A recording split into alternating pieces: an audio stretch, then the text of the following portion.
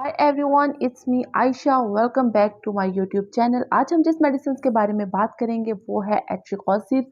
एट्रिकोसिब जो है वो बहुत सारी ब्रांड्स में आ रही है। इस टाइम जो मेरे हाथ में है वो है टॉरिब के नाम से, लेकिन इसके अलावा मार्केट में बहुत सारी ब्रांड्स के नाम से एट्रिकोसिब्स आ रही है। तो आज हम इसके बारे में पढ़ेंगे कि ये किस पर्पज़ के लिए इस्तेमाल की जाती है, इसके कौन कौन से साइड इफ़ेक्ट्स हैं। लेकिन इससे पहले अगर आप लोगों ने मेरा चैनल सब्सक्राइब नहीं किया तो मेरे चैनल को सब्सक्राइब करें, लाइक करें और शेयर करें, ताकि जो मेरी मेडिसिन से रिलेटेड फर्दर वीडियोस हैं आप तक पहुंच सकें।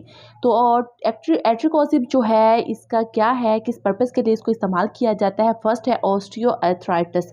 ये एक डिजीज़ है, बीमारी है जॉइंट्स की, जिसमें क्या होता है कि हमारी हड्डियों में, ठीक है, हमारी जो जोड़ हैं हड्डियों के, उनमें क्या होती है, सोजिश हो जाती है, जॉइंट्स इन्फ्लेमेशन हो जाती है, ठीक है, सोजिश हो जाती है, जिसकी वजह से जो है हमारे सही से चलने फिरने में भी प्रॉब्लम आ सकती है। इसके अलावा सोजिश हो जाती है, पेन होने लग जाता है, ठीक है। इसमें इस्तेमाल जो हम एट्रिकोसिब्स का इस्तेमाल करते हैं। एंड इसके अलावा जो सेकंड है वो है रियोमेटॉइड आर्थराइटिस। ये भी जोड़ों की दर्द की होती है। इसमें क्या होता है, इसमें भी जॉइंट्स के अंदर जो कार्टिलेज है उसकी जो होती है, कार्टिलेज बहुत ज़्यादा कमज़ोर हो जाती है, बहुत ज़्यादा पेन होने लग जाता है, तो उसमें इसका इस्तेमाल होता है। सेकंड जो है एक्यूट गॉट में इसका इस्तेमाल होता है। एक्यूट गॉट कब होता है, जब यूरिक एसिड का लेवल बहुत ज़्यादा हो जाता है। ये ज़्यादातर जो होता है मेल्स में इसका जो है लेवल ज़्यादा होता है। फीमेल्स में आई थिंक फीमेल्स में इसका जो है 7 लेवल होता है, मेल्स में 6 होता है, और ज़्यादा चांसेस मेल में होते हैं यूरिक एसिड ज़्यादा होने के। तो जब यूरिक एसिड हमारी बॉडी में बहुत ज़्यादा हो जाता है तो किडनी में, या तो वो किडनी में स्टोर होना शुरू हो जाता है या जॉइंट्स के अंदर। अगर वो किडनी में स्टोर होगा तो क्या हो जाएंगी कि हमारी जो किडनी में स्टोन्स बन जाएंगी, पत्थर, छोटे छोटे पत्थर बन जाती हैं।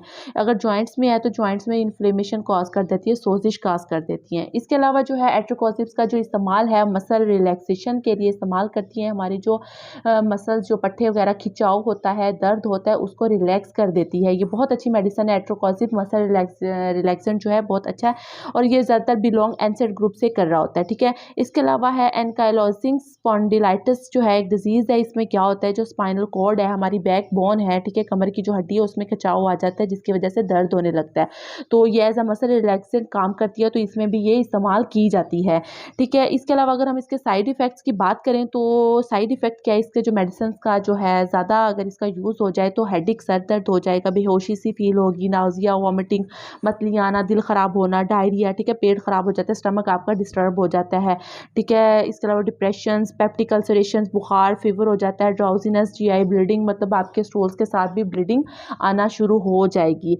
एंड जो है इसका जो है ये कॉन्ट्राइंडिकेट भी कर जाती है। कॉन्ट्राइंडिकेशंस, अगर आप जो पेशेंट्स है, हाइपरटेंशन का पेशेंट है या हाइपर सेंसिटिविटी है, हार्ट के मसले हैं, प्रेगनेंसी की कंडीशन है, अगर वो मदर है, ठीक है, प्रेगनेंसी अगर वो फीमेल है, मदर फीड पे है, तो उसमें जो है किडनी की जो पेशेंट्स को किडनी प्रॉब्लम्स हैं, उस कंडीशंस में जो है इसका इस्तेमाल नहीं करना, क्योंकि ये सेल्फ मेडिकेशंस नहीं है।